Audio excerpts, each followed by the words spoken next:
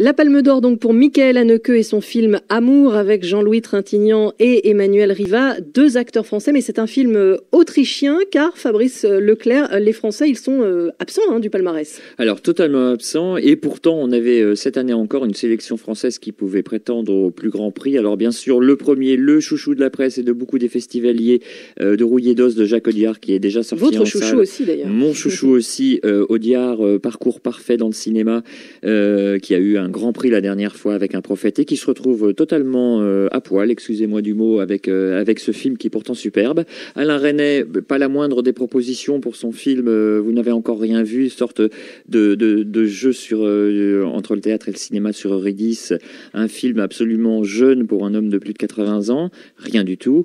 Et Léos Carax qui revient après des années d'absence avec un film jouissif sur le cinéma, hommage au cinéma, Holly Motors, rien du tout. Voilà. Il méritait quelque chose. Alors les trois méritaient quelque chose, les trois auraient pu prétendre à la Palme, ils ne l'ont pas ce soir, le cinéma français repart bredouille. Bredouille oui mais non, parce que la Palme donnée à Michael Haneke pour Amour, et certes représente l'Autriche au Festival de Cannes, mais est un film 100% français, produit par un Français, tourné à Paris, avec des acteurs français. Voilà, donc la France a perdu, mais la France a gagné. Voilà, on sera tricolore sans l'être vraiment, quand même un peu déçu pour Audiard Resnais et Léos Carax. Déçu pour Haneke aussi, Palme d'Or, ou alors c'est un choix que vous approuvez? Là, pour le coup, on ne peut qu'approuver le choix d'une seconde palme pour Michael Haneke.